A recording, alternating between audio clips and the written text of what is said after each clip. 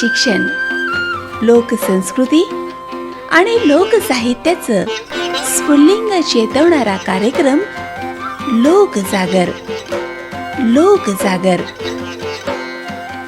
श्रोतेहो, लोकजागर या कार्यक्रमात आज आपण मानसिक तणाव निवारण, समुपदेशनाचे महत्त्व आणि संतुलित जीवन या विषयावर डॉक्टर शिवा पुणकर यांची आशिष गावंडे यांनी घेतलेली मुलाखत ऐकणार आहोत. तर या कार्यक्रमाचे सादरकर्ते आहेत आशिष गावंडे. श्रोतेहो नमस्कार. कार्यक्रमामध्ये मी आशिष गावंडे आपल्या सर्वांचं मनपूर्वक स्वागत करतो. आजच्या धावपळीच्या जीवनात तणाव, चिंता आणि मानसिक अस्वस्थता ही प्रत्येकाच्या आयुष्याचा भाग बनत चालली आहे. कामाचा ताण, कौटुंबिक जबाबदाऱ्या, करिअरची स्पर्धा आणि नातेसंबंधातील गुंतागुंत या सगळ्यांचा परिणाम थेट आपल्या मनावर होत आहे. अशा परिस्थितीत मानसिक आरोग्य जपणे, स्वतःला समजून घेणे आणि सकारात्मक दृष्टिकोन विकसित करणे अत्यंत आवश्यक झाले आहे. याच विषयावर आज आपण संवाद साधणार आहोत. काउन्सिलिंग, मानसिक तणाव, काउन्सिलिंगचे महत्त्व आणि संतुलित जीवन जगण्यासाठी आवश्यक असलेल्या उपायांवर. आज आपण आपल्या स्टुडिओमध्ये या चर्चेसाठी आमंत्रित केलेले आहे मानसिक आरोग्य आणि जीवनप्रेरणा या क्षेत्रात कार्यरत असलेले तज्ज्ञ डॉक्टर शिवा पुणकर यांना. सर, कार्यक्रमामध्ये मी आपलं मनपूर्वक स्वागत करतो. नमस्कार. नमस्कार सर. जसं आता आपण प्रस्तावनेमध्येच बोललो, आजच्या धावपळीच्या आणि स्पर्धात्मक जीवनात माणूस मानसिकदृष्ट्या सर्वाधिक कोणत्या अडचणींना सामोरे जातो असे आपल्याला वाटते? आजच्या धावपळीच्या आणि स्पर्धात्मक जीवनात माणसासमोर खूप मोठे सर आव्हान आलेले आहे. एक मानसिक आरोग्याकडे जाताना त्याला सगळ्यात पहिले पाहावं लागतं नैराश्य, चिंता, या त्यांना आलेल्या आणि उदासीनता, एकटेपणा. आजकालची जीवनशैली जी आहे ती वारंवार बदलत चालली आहे. करिअरचे दडपण असो, सामाजिक अपेक्षा असो, तंत्रज्ञानाचा अतिवापर, वाढणारे भरपूर आरोग्य विषयक आणि मानसिकदृष्ट्या विविध आजार उत्पन्न होत आहेत. जसं की बायपोलर डिसऑर्डर असो, ADHD असो, PTSD आणि व्यसनाधीनता हे अनेकांना दिवस वाढत चाललेलं आहे. कारण की असलेला कामाचा तणाव आणि युवा मध्ये वाढत चाललेले लक्ष केंद्रितपणे कमी होण्याचं हे वारंवार वाढत चाललेलं आहे. त्यामुळं उत्पन्न होणारे मूड स्विंग असो, त्यानंतर तणाव असेल, हे वारंवार वाढत चाललेलं आहे. झोप कमी येणे, व्यवस्थित अन्न, आहार विहार व निद्रा हे जे मूलभूत सांगितलेलं आहे ते याचं योग्य विवेचन होत नसल्यामुळे आता हा धावपळीच्या युगामध्ये मानसिक आरोग्य हे वाढत चाललेलं आहे. बरं. वैद्यकीय क्षेत्रामध्ये आपण डॉक्टर म्हणून कार्यरत होता, तर वैद्यकीय क्षेत्रातून लाईफ कोच व सायकोथेरपिस्ट होण्याचा हा प्रवास कसा घडला? वैद्यकीय शिक्षण पूर्ण झाल्यानंतर 10 वर्ष वैद्यकीय सेवेत असताना 2019 आपण जर एकंदरीत लक्षात गेलं असेल तर मोठं एक महामारी आलेली कोरोना.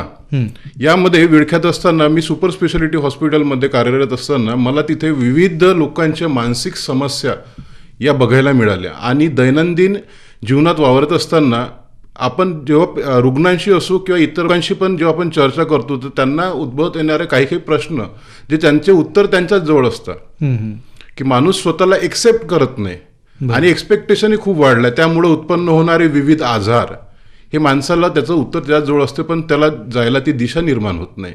आणि ही मनातून उत्स्फूर्त भावना की सामाजिक आणि वैद्यकीय क्षेत्रामध्ये काम करत असताना अनेक त्यातून उत्पन्नारे विविध अडचणी याला समोर जावं लागतं लोकांना, पण मार्ग त्यांच्याकडे नसतो. तर तो मार्ग आपण एक मिळायला पाहिजे, लोकांना योग्य दिशा मिळाली पाहिजे. यासाठी मी लाईफ कोच आणि सायकोथेरपिस्ट म्हणून गेल्या 8 वर्षापासून काम करतोय. बरं. लाईफ कोच ही संकल्पना समजावून सांगाल का? नेमकी काय संकल्पना आहे? हां, लाईफ कोच म्हणजे काय, एखाद्या व्यक्तीला आणि त्याच्या व्यावसायिक दृष्टिकोन, त्याला उद्दिष्ट, गोल, म्हणजे त्याचं व्यक्तिमत्व आणि त्याचं गोल काय आहे हे एकरूप करून सांगणारा म्हणजे लाईफ कोच असतो. उदाहरणार्थ, तर लाईफ कोच ही जबाबदारी, सक्षमीकरण आणि लक्षितता हे अर्पण करण्यासाठी आणि त्यातून उत्पन्न होणारे सर्वाला महत्वाकांक्षा आणि अडचण याला योग्य मार्ग देणारा हा लाईफ कोच असतो. बरं. क्लिनिकल सायकोलॉजी, हायनोपोथेरपी आणि रेकी यासारख्या विविध अभ्यासक्रमांचा आपल्या कामावर कसा परिणाम झाला, याची मदत कशी झाली आपल्याला? क्लिनिकल सायकोलॉजी मानसिक आरोग्यामध्ये काम करत असताना आपल्याला विविध बिमाऱ्या ज्या आहेत, चिंता, अँझायटी, बायपोलर डिसऑर्डर, PTSD हे विविध आजार उत्पन्न होतात. तर या आजाराला समजून घेण्यासाठी क्लिनिकल सायकोलॉजिस्ट म्हणून आपण काम करताना मानसिक आरोग्यावर खूप मोठा एक हा कणा आहे. हिप्नोथेरपी स्वसंमोहन इथे उपयोगी केलं जातं की माणसाला जर अतिविचार येत असेल तर हिप्नोथेरपीचा वापर करून स्वसंमोहन तो करून स्वतःचा आजार आणि विचारांचे एक आकलन करू शकतो. रेकी ही आध्यात्मिक एक पद्धत असून जपानमध्ये याचं इन्व्हेन्शन झालेलं होतं आणि स्वजागृती स्वतःची अंतर्मन शक्ती जागृत करण्यासाठी रेकीचा हा वापर केला जाऊ शकतो. बरं. तर या सर्व बाबी आपण याचं योग्य प्रशिक्षण घेतलेलं आहे आणि त्याचा उपयोगातून आपण लोकांना प्रशिक्षण देण्यासाठी आणि त्यांचे जीवनमान सुधारण्यासाठी करत आहात. आपण काउन्सिलर आहात आणि काउन्सिलिंग करत असताना वैज्ञानिक दृष्टिकोन आणि अध्यात्म याचा समतोल आपण कसा साधता? विज्ञान आणि अध्यात्म हे जर अभ्यासपूर्वक पाहिलं तर वेगवेगळं दिसतं, पण ते माझ्या दृष्टिकोनातून अभ्यास करत असताना हे एका नाण्याचे दोन बाजू आहेत. विज्ञान अध्यात्म, कारण की विनोबा भावेंनी हे सांगितलंय, अध्यात्म प्लस विज्ञान इट इज सूर्योदय. की विज्ञान आपण ज्यावेळेस समजून घेतो स्वतःचं उद्दिष्ट ते स्वखोल आपण करतो आणि अध्यात्मामध्येही स्वतःचीच आपण ओळख करतो. आधी आत्मा अध्यात्म. तर अध्यात्माचं रूढ जर योग्य वेळी याचं असेल, सूर्योदय व्हायला काही वेळ लागणार नाही, त्याला एक नवीन उमेद आपल्याला मिळून जाईल. अध्यात्मामध्ये इतकी शक्ती असून विज्ञानाची जर जोड असेल तर आजच्या युवासाठी हे प्रेरणादायी आहे. राष्ट्रसंत तुकडोजी महाराज असो, संत गाडगेबाबा असो, की यांनी अध्यात्माला एक वेगळी कलाटणी आणि विज्ञानाला जोड देऊन माणसाला स्वतःवर प्रेम करण्याचं एक अनुकरून सांगितलं आणि मानसशास्त्रामध्ये स्वतःवर प्रेम करणं हे स्वतःचा सगळ्यात मोठा उपाय आहे. अच्छा. तर या प्रकारे तुम्ही दोन्ही गोष्टी समजावून घेऊन जे आहे ते काउन्सिलिंगमध्ये त्याचा वापर करता. आजच्या धावपळीच्या जीवनात तणाव वाढण्याची मुख्य कारणे कोणती आहेत असं तुम्हाला वाटते? तणाव सर दोन प्रकारे बघितलं जातं, एक बाह्य आणि अंतर. बाह्य तणाव आपल्याला 5% असतो आणि अंतर्तणाव हा 95% असतो माणसाला स्वतःच. कारण की मगाशी आपण बोलताना ते डिस्कस केलंय की एक्सेप्टेशन अँड एक्सेप्टन्स, अपेक्षा आणि दुसऱ्यापासून असलेलं आणि मी काय आहे हे समजून घेणे, हे तणावाचे उद्भवणारे महत्वाचे कारणं असू शकतात. तर तणावामध्ये जाताना पहिले आपल्याला कामाविषयी रिलेटेड स्ट्रेस, आर्थिक फायनान्स येऊ शकतो, हे कारणं असू शकतात की पैसा आहे नाही आहे ही चिंता वाढत जाते.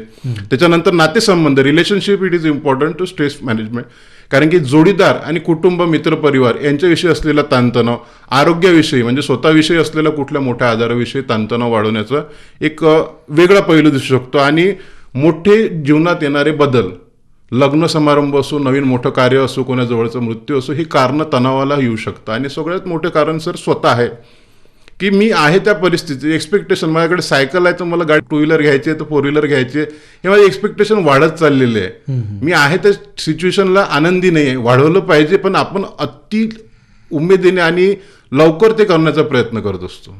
तर हे तणावाला महत्वाचे कारण आहे. हा जो तणाव आहे हा कमी जास्त प्रमाणात सर्वांच्या आयुष्यात असतोच. दैनंदिन तणाव कमी करण्यासाठी कोणते उपाय माणसानं योजले पाहिजे म्हणजे वैयक्तिक स्तरावर? सर्वात पहिले सर एक्सेप्ट द सिच्युएशन.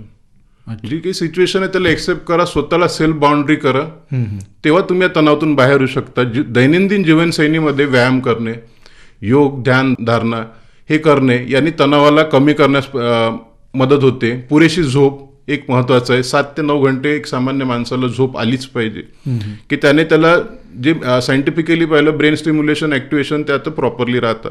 नंतर संतुलित आहार हे महत्वाचं आहे. सामाजिक संबंध, मित्रपरिवारांशी बोला, व्यक्त व्हा, मोकळे व्हा, नातेसंबंधाशी बोला, परिवाराला वेळ द्या, हे ताणतणाव कमी करण्यात जीवनशैलीला एक महत्वाचं अनिरुद्ध राहतं. मनोरंजनाचा उपयोग होऊ शकतो, संगीत असो, कला असो, कलाचाही वापर होऊ शकतो. तुमचा एकदम आवडणारा जो छंद असतो तो जोपासा. माणूस आजकालच्या दैनंदिन जीवनात डिजिटलमध्ये एवढा व्यस्त झाला आहे की माणूस स्वतःचा छंद विसरत चाललेला आहे. माणूस स्वतःला वेळ देत नाही, परिवाराला वेळ देत नाही. हे द्यायला चालू केल्यावर आपल्याला ताणतणाव होण्यास एकदम कमी होते. माइंडफुलनेस, सिग्माइंड फ्रेडनी सांगितलं माइंडफुलनेस, वर्तमानात जगा. आपण वर्तमान सोडून भविष्य आणि भूतकाळाचा विचार करतो, वर्तमानात जगणे. ग्रॅटिट्यूड, ज्यांनी आपल्याला आदरतिथ्य भाव दिला, आई वडील का असो ना, त्यांचा करुणाभावाने कृतज्ञतेने वागावे. आणि मदत करायला जा आणि मदत करून घ्या, व्यक्त व्हा, मोकळे व्हा. हे केल्याने आपल्या ताणतणावाला बऱ्याचशा याच्यातून आपण कमी करू शकतो. बरं. तर ह्या तर झाल्या आपल्या ताणतणावावरल्या उपाययोजना ज्या व्यक्तीला स्वतःच्या आयुष्यामध्ये, वैयक्तिक आयुष्यामध्ये सुद्धा सहजरित्या राबवता येऊ शकतील. मानसिक आरोग्याबाबत समाजात अजूनही काही गैरसमज आहे, त्याविषयी काय सांगाल? सगळ्यात पहिले सर, मानसिक आजार असलेल्या लोकांना लोक वेडे समजतात. वेडा आहे हा एक गैरसमज आहे. ॲक्च्युली तो वेडा नसतो, तो सामान्य आरोग्यासारखेच तो पण एक त्याची कृतीप्रमाणेच तो त्याचा इलाज करत असतो. मानसिक आजार व आरोग्य विकार अत्यंत दुर्मिळ आहेत असे लोकांना गैरसमज आहे. मानसिक आजार लोकांना हिंसक बनवतात असा पण एक गैरसमज आहे. त्याच्यानंतर मानसिक आजार लोकांमध्ये समाजामध्ये वावरू शकत नाही तो व्यक्ती, हा एक गैरसमज आहे. आणि जर तुम्हाला मानसिक आजार असेल तर तुम्ही बरेच होऊ शकत नाही, हाही एक गैरसमज आहे. तर तथ्य हे आहे की मानसिक आजार हा बरा होतो. योग्य मार्गदर्शन, उपचार असल्यास मानसिक आजार काही काळानंतर बरा होतो. आणि किशोरवयीन मुलांसाठी एक जे अनिरूढ आलेलं आहे, किशोरवयीन मुलांसाठी मानसिक आरोग्य बिघडणे म्हणजे हे काही मोठी बाब नाही असं लोक एकंदरीत विचार करत आहेत. तो गैरसमज आहे, कारण की त्याची मनस्थिती बदलते, तो लक्ष वेधण्यासाठी तसा करतो असं पाल्यांना वाटतं. तर ते तसं नाही आहे, तो मूड स्विंग आहे. योग्य वेळेस तो उपचार त्यांनी घेतला पाहिजे. श्रोते हो, आज आपण आपल्या कार्यक्रमामध्ये संवाद साधत आहोत मानसिक आरोग्य आणि जीवन प्रेरणा क्षेत्रात कार्यरत असलेले तज्ज्ञ डॉक्टर शिवा पुणकर यांच्याशी. आजच्या युवकांमध्ये सर्वात मोठी मानसिक अडचण कोणती दिसते? युवकांमध्ये आज 21व्या शतकांना जगत असताना युवकांमध्ये एक्सेप्टेशन, जे आपण त्याच्यावर फोकस करतो, एक्सेप्टेशन की असलेली परिस्थिती, सिच्युएशन, त्यातून मार्ग मी स्वतःच काढू शकतो, हे तो विसरत चाललेला आहे. त्यामध्ये anxiety, clinically oriented anxiety, depression, stress, loneliness, एकटेपणा त्याला वाढत चाललेला आहे. व्यसनाधीनता ही खूप मोठी वाढत चालली आणि युवक भरकटत चालला आहे. कुठलंही माध्यम असो त्याच्याने तो भरकटत जातो, कारण की मोबाईलचा वापर असो, डिजिटलचा जितकेही टीव्ही वापर असो, अतिप्रमाण तो त्याला देतो आहे. त्यामुळे भरकट चालला आहे. शैक्षणिक आणि कार्यामध्ये येणारा दबाव हा पण त्याला एक कारणीभूत घटक आहे. सोशल मीडियाचा प्रभाव हा सगळ्यात मोठा आजकाल याच्यात दिसून येतो मानसिक आजार अडचण. कुटुंब आणि समाजाचा दबाव, की आपण त्याबद्दल विचार करतो जास्त, पण आपण स्वतःबद्दल विचार नाही करत, हा त्यात दिसून येतो. आणि आर्थिक आणि सामाजिक विघटन ही त्याच्यात एक मोठं अडचण दिसून येते. अच्छा. करिअर निवडताना विद्यार्थी आणि पालकांनी नेमक्या कोणत्या गोष्टी समजून घ्याव्या जेणेकरून जो विद्यार्थी आहे त्याला भविष्यात कोणता ताणतणाव निर्माण होणार नाही आणि तो चुकीच्या मार्गाने जाणार नाही? विद्यार्थ्यांसाठी सर्वप्रथम आपली स्ट्रेंथ काय आहे, की आपण कुठल्या कॅपॅसिटीला आहे, आपला इंटरेस्ट काय आहे, माझी आवड त्यात कुठली निर्माण होते आणि माझी गरज किती आहे, नीड्स, इट इज इम्पॉर्टंट. हे 3 गोष्टी इव्हॅल्युएट केल्यानंतर त्यांनी आयडेंटिफाय करिअर पॉसिबिलिटी हे केलं पाहिजे विद्यार्थ्यांनी स्वतः अनुकरून. त्याच्यानंतर त्याच्याविषयी आउटलुक, नेटवर्किंग आणि त्याच्यानंतर त्याचं समरायझेशन, म्हणजे काय, TV माध्यम कोणाला विचारणे, जो त्या क्षेत्रामध्ये उत्कृष्ट आहे अशांचे मार्गदर्शन घेणे, हे विद्यार्थ्यांनी केले पाहिजे. आणि पालकांसाठी विद्यार्थ्यांचे म्हणजे त्यांच्या पाल्यांचे असलेले अंडरस्टँडिंग लर्निंग कॅपॅसिटी, तो किती लर्निंग कॅपॅसिटीचा असू शकतो, हे सगळं मार्गदर्शन त्यांनी योग्य घ्यावे. आणि त्यांच्यासमोर एक उदाहरण स्वतः निर्माण करणे, हे पण एक विद्यार्थ्यांसाठी आजकाल खूप मोठे झालेलं आहे, की स्वतः उदाहरण निर्माण करणे, त्यांच्याशी सुसंवाद साधून त्यांचं योग्य मार्गदर्शन करत त्यांच्या अनुसरून त्यांना जे आवडतंय आणि त्यांना योग्य मार्गदर्शनात घेऊन त्यांनी त्याला केलं पाहिजे. सेल्फ मोटिवेटेड असलं पाहिजे आणि पालकांना त्यांना सेल्फ ॲनालाइज हे करण्याचे एक प्रवृत्त करायला पाहिजे. बरोबर. तर हे तर झालं करिअर निवडताना विद्यार्थ्यांनी आणि पालकांनी कोणकोणत्या बाबी लक्षात घ्यायच्या त्याबद्दल. पण जीवनामध्ये नेहमीच आपल्याला यश मिळतं असं नाही, कधीकधी आपल्याला अपयशाला सुद्धा सामोरे जावं लागतं. तर खास करून जे युवक आहेत त्यांनी अपयशाला सामोरे जाताना नेमकं स्वतःला कसं तयार करावं?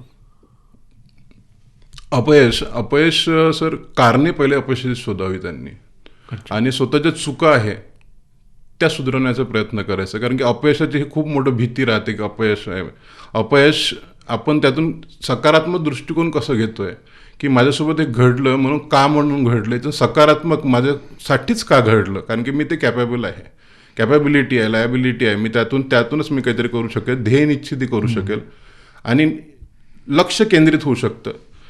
तर जीवनशैली बदलण्यात ताणतणाव व्यवस्थापन हे त्यात येऊ शकतं. त्यासाठी त्यांनी अपयश पचवण्यासाठी योग, ध्यान, मेडिटेशन सगळ्यात मोठं केलं पाहिजे की त्यांनी सबकॉन्शियस माइंड ॲक्टिव्हेशन थेरपी हे पण त्यात येतं. दीर्घ श्वास घेण्याचे, श्वासाचे काही काही व्यायाम आहे ते केले पाहिजे. प्राणायामाचा त्यांनी इथे उपयोग केला पाहिजे.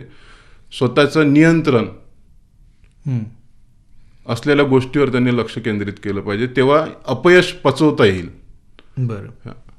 बऱ्याच वेळा कुटुंबातील तणाव आणि नातेसंबंध बिघडण्याची काही कारणे असतात, तर नेमकं कशामुळे ह्या गोष्टी घडून येतात? कुटुंब, नाते आणि वैवाहिक बिघडण्याची महत्त्वाची कारणे जे आहे ते अंडरस्टँडिंग, बरं, एकमेकाला समजून घेणे. मिसअंडरस्टँडिंग क्रिएट होतं, ॲक्सेप्टेशन, नंतर तुमचं लायबिलिटी फॅक्टर, तर हे त्यात खूप मोठी कारणं असू शकतात. आर्थिक चिंता येते, कामाचे ताणतणाव येते, पती पत्नीमध्ये येणारे कामाचे अडथळे, एकमेकाला समजून घेणे, संवाद न साधणे, हा एक मोठा त्यात आजकाल द्विधा भाव निर्माण होतोय. कारण की डिजिटलमुळे एकमेकासमोर कौटुंबिक व्यवस्था जी जुनी होती तर ती विभाजित होत चालली. न्यूक्लिअर फॅमिली राहते, तर ते एकमेकाचा संपर्क साधू शकत नाही, संवाद साधू शकत नाही, एकमेकाला समजून घेणं होऊ शकत नाही. नंतर ग्रॅड्युअसिटी, जे अहमभाव जास्त निर्माण होतोय, ते एक नातेसंबंध तुटण्याला महत्त्वाचं कारण ठरू शकतं. आणि अस्तित्व म्हणजे रिअलायझेशन की काय आहे काय नाही आहे, आणि जे वास्ट याच्यात जगत येत आहे ते त्यात प्रमाण जास्त वाढतं. आणि लोनलीनेस, एकटेपणा, हे नातेसंबंध तुटण्याला खूप मोठं कारण होतं. बरं. तुम्ही मॅरेज काउन्सिलर म्हणून सुद्धा काम करता, तर नेमकं सुखी वैवाहिक जीवनासाठी संवाद किती महत्त्वाचा आहे? सुखी वैवाहिक जीवनामध्ये संवाद हा अतिशय महत्त्वाचा आहे. आपण तेच पाहिलं मग अशी कारणं का तुटत चालले की संवाद खूप महत्त्वाचा आहे. की त्यातून गैरसमज जे आहे ते दूर होत आहे सगळ्यात पहिले. त्यानंतर भावनिक जोडणी येते, एकमेकाला समजून घेणे, भावना, हे खूप मोठं आहे की रिस्पेक्ट आणि विश्वास त्यात निर्माण होतोय. आणि रिस्पेक्ट एक महत्त्वाचं एकमेकाला होणारा आदर आहे. आणि समस्यावर मात करण्यासाठी एकमेकाला घेऊन सहाय्य, हे सुखी वैवाहिक जीवनाचं एक मूलभूत आधार आहे. बऱ्याच वेळा वैवाहिक जीवनामध्ये पुरुष किंवा स्त्री, पती किंवा पत्नी यापैकी एखादा मूड स्विंग होणारा असतो, लवकर चिडणारा असतो आणि त्याची ऐकून घेण्याची सुद्धा क्षमता नसते. अशा वेळी जो दुसरा पार्टनर असतो त्यांनी नेमकी काय भूमिका घेतली पाहिजे? सर, सिच्युएशन अंडरस्टँडिंग तिने केली पाहिजे की सिच्युएशन काय आहे, आणि तिने शांत राहून त्याला समजून सांगण्याचा थोडा प्रयत्न, किंवा समोरच्या पार्टनर समजून घेणे, हे खूप मोठं आहे. समजून घेतल्यानंतरच ते सिच्युएशनला आपण काहीतरी उत्तर देऊ शकतो. समोरचं चिडतोय तर आपण चिडून ते काही होणार नाही. तर समजायला एकाला शांत राहावंच लागेल. बरं. मग प्रत्येक वेळेसच एकाच व्यक्तीने शांत राहणे कितपत योग्य आहे? नाही, दोघांनीही त्याला एकमेकाला समजून घेतलं पाहिजे. अच्छा. तिला पण मार्गदर्शन त्यांनी केलं पाहिजे की हे चुकतंय, बरं. रिअलायझेशन दोघांनाही झालं पाहिजे, तेव्हा सुखी वैवाहिक जीवनाचा हा एक एकंदरीत होतो. आम्ही गेल्या 10 वर्षापासून हे कार्य करताना 3 वर्ष झाले महाबळेश्वरला ट्रेनिंग घेतो हॅपी मॅरेज कपल. त्यात रिअलायझेशन असतं की 10-10 वर्ष सेपरेट राहिलेले कपल आज सोबत राहत आहेत. जसं हा वैवाहिक जीवनामधला सुसंवाद जेव्हा संपतो, आता वेगवेगळे वाद चालू होतात, त्याचप्रमाणे पालक आणि मुलांमधील सुसंवादसुद्धा आता कमी होत चाललेला आहे. तर याविषयी तुम्ही काय सांगाल? आजूबाजूच्या गोष्टींना त्यांनी पहिलं लक्ष नाही द्यायला पाहिजे. त्याच्यानंतर पालकांनी आणि मुलांनी सुसंवाद प्रस्तावित करायला पाहिजे नातेसंबंध सुधारण्यासाठी. कारण की संवाद हा खूप मोठा आहे.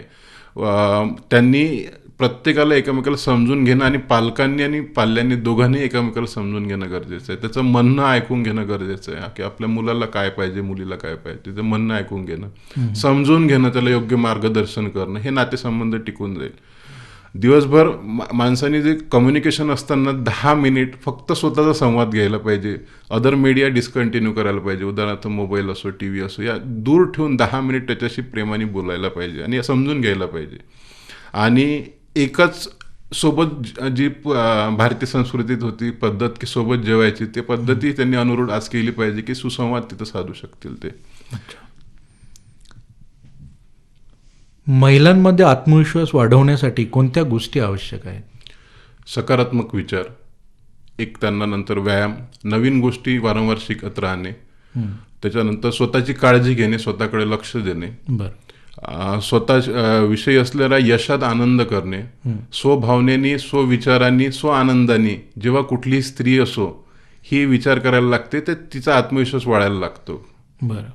श्रोते हो, आज आपण आपल्या कार्यक्रमामध्ये संवाद साधत आहोत मानसिक आरोग्य आणि जीवन प्रेरणा क्षेत्रात कार्यरत असलेले तज्ज्ञ डॉक्टर शिवा पुणकर यांच्याशी.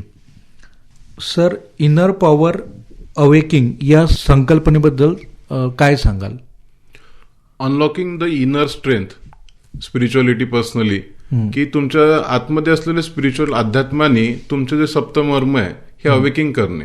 बरं. जागरूकता आणल्यानंतर माणसाला स्वतःची जे चेतना भाव वाढत जातो, तर स्वतःचे आकलन, बुद्धिक्षमता आणि आत्मविश्वास, आत्मप्रेरणा स्वतः वाढत जातो. बरं.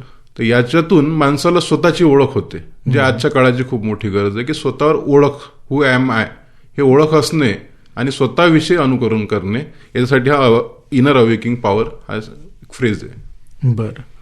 स्वतःला समजून घेणे, मी म्हणजे कोण हां, हे समजून घेणेच म्हणजेच इनर पॉवर अवेकिंग आहे. मानसिक क्षेत्रामध्ये आता गेल्या 8 वर्षापासून आपण कार्यरत आहात आणि बरेचसे अनुभव आपल्याला आलेले असतील या क्षेत्रामध्ये आणि आपण नेहमीच काउन्सिलिंग करता. हा सर्व अनुभव आपल्या पाठीशी आहे. अनुभव पाठीशी असताना आमचे जे श्रोते आहेत, जे हे कार्यक्रम ऐकत आहेत, या आमच्या सर्व श्रोत्यांसाठी तसेच या आजच्या पिढीसाठी मानसिक आरोग्य जपण्यासाठी आणि सकारात्मक जीवनासाठी तसेच प्रेरणादायी राहण्यासाठी आपण काय संदेश द्याल? सर्वप्रथम सर, स्वतःवर प्रेम करा. बरं. की मी स्वतःला जाणतोय, स्वतःवर प्रेम करते, तर स्वतःसाठी माणूस सगळ्यात चांगलं गोष्ट करतो. कारण की जो प्रयत्न करतो तोच जिंकत जात असतो. स्वतःवर प्रेम करणे हाही एक त्याचा प्रयत्न असायला पाहिजे. मित्रांशी सुसंवाद साधणं, बरं, सकारात्मक वैचारिक घेऊन विचारांमध्ये आणि बोलण्यामध्ये अनिरुटते आणणे, ही काळाची गरज आहे. तुम्ही एकटे कधीच नाही, तुमच्यासोबत कोणतरी हा मनात विश्वास ठेवून कधीही कुठलं सत्कर्म करायला जाणे. बरं. संवाद साधताना वारंवार सकारात्मक विचार करायला विचार समाजामध्ये ते राहणे, अनिरूढ करणे आणि यशाच्या मागे न धावता स्वतःला तेवढं कॅपेबल बनवणे की यश तुमच्या पाठीमागे येईल. बरं. स्वतःला अनुकरण करणे आणि व्यायाम करणे, योग्य ध्यानधारणा, समाधी, हे जे शास्त्रामध्ये सांगितले याचं अनुकरण करून आजच्या युवा पिढीने हे करायला पाहिजे. कारण की वाचन संस्कृती फार कमी होत चाललेली आहे. बरोबर. जपान हा, जेव्हा हिरोशिमा नागासाकीने बॉम्ब टाकला होता, जपान हा अप्रगत मध्ये तिथे काहीच राहिलेलं नव्हतं. त्यावेळेस तिथल्या संस्थांनी, तिथल्या राजांनी त्यांना युवकांना हाताशी घेऊन हे मोठं केलं. आजच्या युवा पिढीला हे खूप मोठं आहे की एक युवा, त्याला जर रिव्हर्स वर्सा केलं तर वायू, पंचमहाभूतातलं वायू, जेवढी ताकद वायूमध्ये असते ते आजच्या युवा पिढीमध्ये आहे. त्याने स्वतः प्रेम करून, स्वतः विश्वास ठेवून हे समोर भविष्य नेलं पाहिजे. कारण की ते देशाचे भविष्य आहे. स्वामी विवेकानंदांनी हे सांगितलंय की जेव्हा मी शिडी चढत असतो तर माझ्या खाली किती हाय मी विचार केला पाहिजे, माझ्या वरचं मी वारंवार अनुकरण करू नये. कारण की मी त्या स्थितीला आहे, ती माझ्यात कॅपेबिलिटी होती, माझ्यात ते सगळ्या गोष्टी असल्यामुळे मी आज वरच्या स्थितीला आहे. या प्रवाहाने यांनी चालायला पाहिजे. तर मानसिक आरोग्यासोबतच शारीरिक आरोग्य पण एक योग्य राहील. बरं. तर शिवा सर, आपण आमच्या स्टुडिओमध्ये आलात. आमच्या सर्व श्रोत्यांना आपले मानसिक आरोग्य कसे राखावे, सोबतच त्यांच्या जीवनामध्ये ज्या वेगवेगळ्या समस्या येतात त्या सर्व समस्यावर काय उपाययोजना करता येते, कसं जीवनाकडे सकारात्मक पद्धतीनं बघता येते आणि त्यावर उपाययोजना करून एक सुखी जीवन कसं जगता येते याबाबत सखोल असं मार्गदर्शन केलं. त्याकरिता आमच्या आकाशवाणीच्या सर्व श्रोता परिवारातर्फे मी आपला मनापासून आभारी आहे. धन्यवाद. नमस्कार. धन्यवाद. श्रोते हो, आत्ताच आपण लोकजागर या कार्यक्रमात मानसिक तणाव निवारण, समुपदेशनाचे महत्त्व आणि संतुलित जीवन या विषयावर डॉक्टर शिवा पुणकर यांची आशिष गावंडे यांनी घेतलेली मुलाखत ऐकलीत. या कार्यक्रमाला निर्मिती सहाय्य दिलं होतं पल्लवी सपकाळ यांनी, तांत्रिक सहाय्य सुनील किन्हीकर यांचं. तर या कार्यक्रमाचे सादरकर्ते होते आशिष गावंडे.